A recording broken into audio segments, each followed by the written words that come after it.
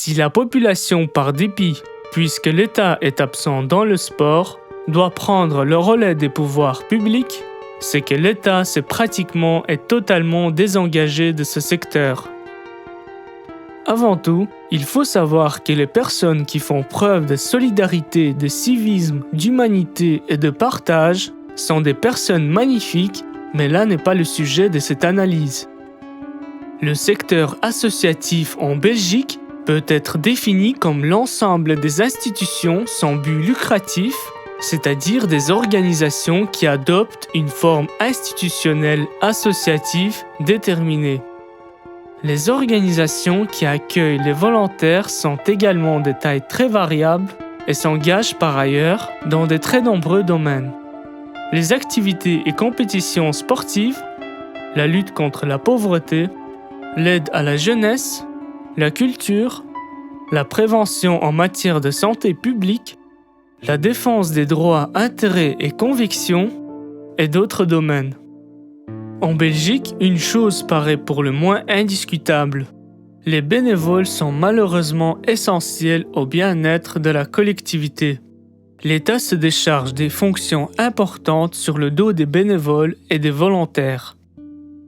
Dans la société capitaliste, le volontariat est le filet de sécurité sociale par excellence et on lui voue un véritable culte.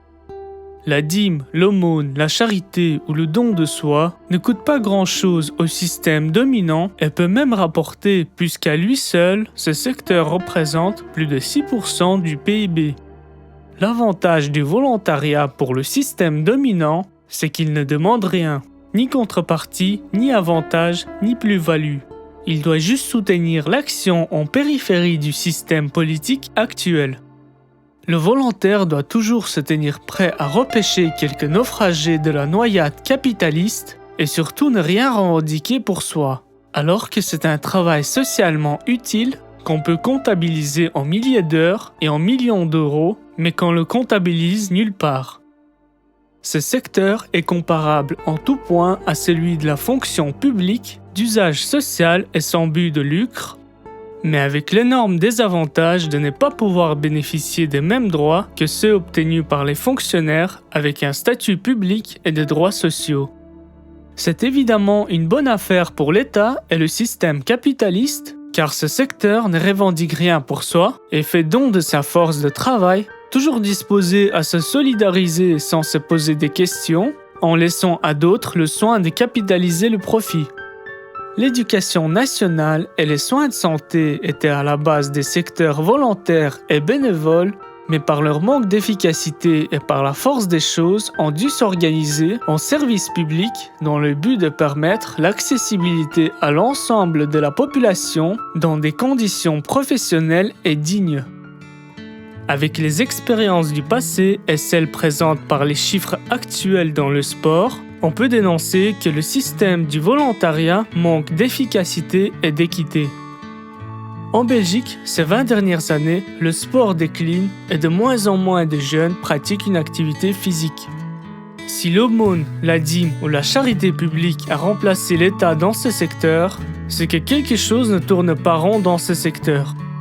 En chiffres, 80% de l'encadrement du sport est à charge des bénévoles et 80% du financement du sport est à charge des familles.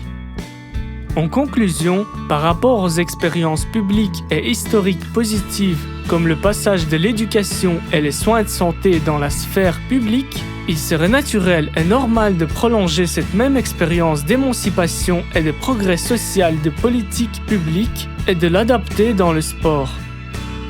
Comme le mentionnent toutes les grandes organisations mondiales, le sport est un droit inaliénable de l'être humain et donc le gouvernement doit en tenir compte et doit l'intégrer de plein droit dans l'organisation de l'État et de la société.